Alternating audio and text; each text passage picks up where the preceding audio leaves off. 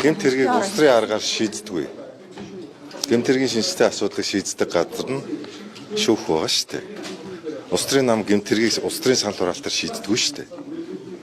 Сая энэ Монгол Ардын намын баг хурал дээр хууль зүйн дотоод хэргийн сайд асна цэндийн нямд оржгүй Хасбатар гэдэг хүний нас барсантай холбоотой хэргийн материалууд тэрийг нямд оржгоогоос өөрөөс нь асуу. Нямд оржгоо мөрдөн шалах ажиллагааны нууцтай танилцдаг өгөө задруулсан гэмт хэрэг үйлдсэн гэдгээ өөрөө нотолж байгаа юм уу? Өөрөөс нь асуу тэр. Хойд гэхдээ одоо энэ талаарх мэдээллийг Бакуулын нямд орж гэмт хэргийн хартас тэрэгтэй танилцдаг этгээд мөн үү? Өөрөө тэрийг танилцсан бөгөөд өөрөө нотолж байгаа бол энэ нь өөрөө 5 жилийн хоригдолтой гэмт хэрэг. Тэгэхээр тэрийг нэмдэрж байгаа гэсэн.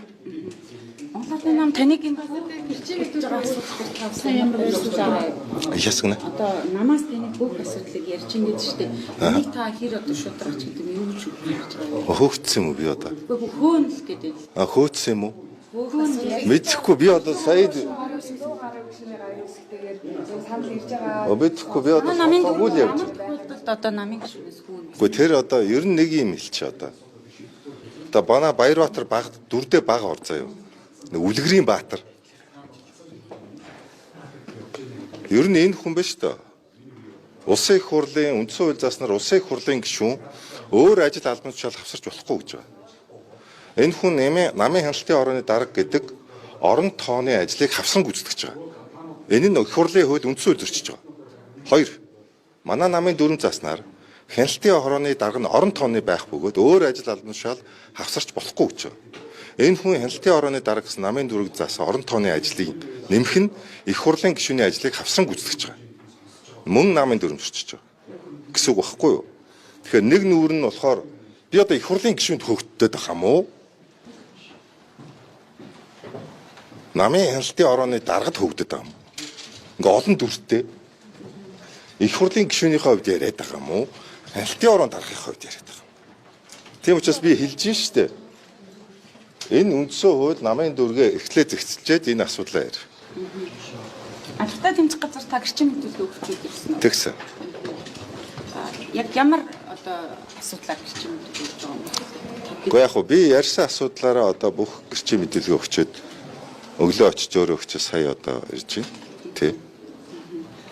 Өнгөрсөн хугацаанд одоо хэвлэл таны өгсөн яриатай холбоотой асуудлыг улс төрж ийн хүний нэрийг төрийг элтэд харлуулж ийн энэ нь одоо их хурлын гишүүн бөгөөд Монгол Ардын намын одоо гишүүн байх ёсгүй ёс зүйн асуудал мөн гэж яриад байгаа юм. Та энийг юу гэж боддог? Гэхдээ харин одоо энийг штэ би хэлээд би сая ах өдөр бас хэлсэн штэ. Гэмт хэргийн шинжтэй асуудлыг ярьдаг газар нь л ярина. Мөн үү? Нот хоримттайгаар. Улс төрийн санал хураалтаар шийддэггүй шүү дээ гэмт хэргийн шинжтэй асуудлыг. Одоо энэ их хурлын тархимд ч гэсэн шийдэхгүй шүү дээ. Одоо энэ нь зөв энэ нь буруу гэмт хэргийн шинжтэй асуудал яриад шүү дээ. Таны баг хуралдаа оролцоогүй мөн саналаа өгөөгүй гэж. Гэхдээ та хэд чинь намайг харсан байлгүй дээ одоо ингээд. Таныг дотогш орж суугаагүй гэдэг. Гэхдээ одоо тэр баг хурлын гишүүдээс асуултаа одоо тэр инхээр суусан байна уу, суугаагүй байна уу, саналаа өгсөн байна уу, өгөөгүй байна уу. Одоо энийг ч одоо яах юм бэ? Ийм одоо авч өвшиг. Баг хурлын гишүүний энэ шийдвэрийг та яаж хэлсэн бэ? Яасан гинэ? Баг хурлын саяны энэ санал давхар хоёр удаа санал ураагаад шийдвэрээ гаргалаа шүү дээ. Монгол Ардын намын даргаар амар баясгалан гэдэг бол их хурлын даргаыг сонглоо. Энэ шийдвэрийг та хэр зөв үзэж байгаа? Яг энд 3 асуудал яригдана. Нэгт манай намын дүрмийн 21-ийн 3 байна уу? Би тавьсан байсан. Зүйлийн нууцлаар би алдчихж одоо магадгүй шүү зүйлийн. Намын их хурлын чөлөө зөвхт намын даргын орон гарсан тохиолдолд гэсэн. Орон гарна гэдэг нь юу хэлж яах нөхөр одоо сул оронтой гарсан одоо аль биесны шийдвэр гарсан тохиолдолд гэсэн үг. Орон гарсан тохиолдолд гэдэг үг Монгол улсын их хурлын хууль сонгуулийн тухай хууль энэ өөрөө тайлбарлагдсан байдаг.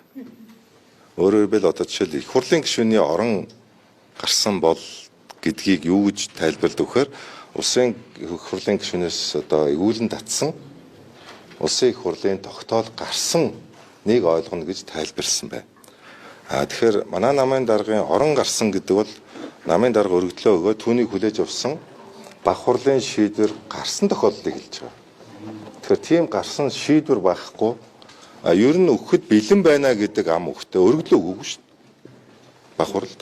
Тэгээ баг хурлыг одоо хуралдуулж эхлэхээс өмнө намын даргатай холбоотой энэ асуудлыг ярилцаж эхлэхээс өмнө өргөдлөө өгөх хэсэг асуудлыг хилцэж болоогүй юм. Үгүй та би бага хурлын нэг л гишүүн шүү дээ. Энэ талаар та шаардлага тавьсан юм. Ягаад санал хураалт явуулсан бол баярын дарга нь өргөлөө өгөөгүй байхад ягаад Баяр нь хүчиндээ л одоо манай Баярмаатар гэж би Үлгэрийн Баатар гэж хэлээд шүү дээ. Одоо энэ одоо нэг хэдэн одоо юу хүсэж одоо би одоо хэлэх үг олдохгүй байна шүү дээ. Одоо хүнхоо гэлчих гээд байгаа уучлаа. Тэгэхээр би хэлсэхгүй байсан дээр. Тоолгын хүмүүс нөгөө дахиж санал хураалтыг ингээд жишээ журам гаргасан шүү дээ. Ингээд журам гаргасан тохиолдол өмнөх санал хураалтууд дээр хурлууд дээр өмнө байсан. Улс төрийн намын тухай хууль дээр намын даргыг намын дүрмд заасны дагуу сонгоно гэж байгаа. Журамд биш. Намын дүрмд. Намын дүрм Монгол улсын дээд шүүхэд бүртгэлтэй байна. Өөрөөр хэлбэл Монгол улсын дээд шүүхэд бүртгэлтэй намын дүрмийн дагуу намын даргыг сонгоно гэж ойлгоно. Саяны тохиолдолд юу болсон байна уу гэхээр намын баг хурал дээр намын даргыг сонгох журам гаргацсан. Журмаа олонхын саналаар батлаагүй. Үнэ үү? Журмаа хилэлцээд санал хураагаад тоолоод батлах ёстой шүү дээ. Тэр журмыг санал хурааж батлаагүй. Тийм одоо юмар сонгогдсон гэсэн үг. Хаалтан дотор хэлж биш. Би сонгогдсон гэдгийг би ашлан дотор хэлж байгаа. Тэгэхээр намын дүрмийн дагуу сонгоно гэсэн улс төрийн намын хууль зөрчигдсөн гэсэн үг. Мөн үү? Таныг улс төрийн намын тухай хуулийг тайлбарлах хэрэгтэй. Тэгвэл өөрөө ч гэсэн хууль дүрмийг тайлбарлах хэрэггүй шүү дээ. Тэнд бүлтэрсэн шүү дээ. Тэ чих мөхтөр асуудал өнвөл би даанч шиг хэрэг хийм бэ одоо. Үлгэрийн Баатар гэж би хэлээд байгаа чинь шүү дээ. Тэр одоо харин Үлгэрийн Баатар багц. Баярмаатар дарга сая бас тэр журмыг дээд шүүхт болсон гэж. За тэгвэл бичлэгийг одоо гаргаж үзлээ. Батлсан гэж байгаа бичлэг тэрийг батлсан тоолгын үр дүнг одоо та бүхэн их хэвээр. Одоо би факт бол факт чек багхгүй юу? Одоо та бүхэн ингээ хоёр талтай мэдээлэл ингээд олон нийт аваад байна шүү дээ. Нэг нь асуудалгүйгээд нэг нь асуудалтай гэдэг. Тэгэхээр энэ дандаа факт чек гэдэг бол баримт. Манай баг хурлын хуралдаан бичлэгтэй явдаг. Тэр бичлэгийг гаргав. Одоо энэ Монгол Ардын намын даргыг улсын дээд шүүхтэр бүртгэх хэсэг асуудал олонний анхаарлын төвд байна. Тэгэхээр энэ одоо бүртгэх болов яах бол гэдэг ийм эргэлзээ там байна. Тэгэхээр энийг одоо Баярмаатар гишүүн би даа гэж хэлсэн гэж ойлгож байна. Битлэн даанч шиг тэр батлан даадаг хүн биш шүү дээ. Гэхдээ тэр Үлгэрийн Баатар одоо юм батлан даадаг. Өөрийгөө яа гэж одоо тэр тийм биз дээ. Би бол тэрийг мэдэхгүй. Нэг юм яваад байсан. Тэгэхээр би бол тэр эхнэр нь одоо тийм хүн байдаг, ийм хүн байдаг. Одоо манай нэмдгаарч шиг шалгаж байгаа эргийн хавц тэргийг би танилцаад ингэсэн байлаа мэлээ гэж өөрөө яриад нь шүү дээ. Чинь мөрдөн шалгах ажиллагааны нууц задруулах гинт хэрэгтэн гэдгээ өөрөө ичтээд байгаа бол тэр хүнээс нь асуу гэж би хэлээд байна. Ар гэрээс нь мэйлэр ирэх бүхэн албан тушаалтнуудад ирсэн. Тэрний дагуу. Тэгээ харин нэмдэрч байгаас асуулт та тэр. Гадны нөлөөдөг баримт тавьсан. Харин та гинт хэргийн шинжтэй асуудал яриад байна шүү дээ. Тэгэхээр тэр хавтас тэрэг. Би хавтас тэргээс юм яриаггүй шүү дээ. Би шалгагдж байгаа хэргийн хавтас тэргээс юм яриаггүй шүү. Тийм багаз? Тэгээ хавтас тэрэг уншаад танилцаад тэр яриад байгаа хүмүүсээс нь асуултаа. Энд чинь мөрдөн шалгах ажиллагааны би нууц байдаг зүйл шүү дээ. Тэр задруулах чи өөрөө бас гэмт хэрэг байхгүй юу? Мөрдөн шалгах ажиллагааны нууц задруулах бол одоо гэмт хэрэг. Би энийг одоо бүр торох ялтай байсныг нь ганцхан хорих ялтай болгож чангалсан хууль зүйн сайд. Би өөрөө гэж. Мөн үү? Тэгэхээр би мөрдөн шалгах ажиллагааны нууцыг хэрхэв задруулж болохгүй гэж ярьдаг хүн бөгөөд энийг үйлдэлээрээ хуулийнх нь ялыг нь цэрлэлийг нь чангалсан. Тэгэхээр би хуулийн хариуцлага нь бас аюул сайн мэдж байгаа юм багхгүй.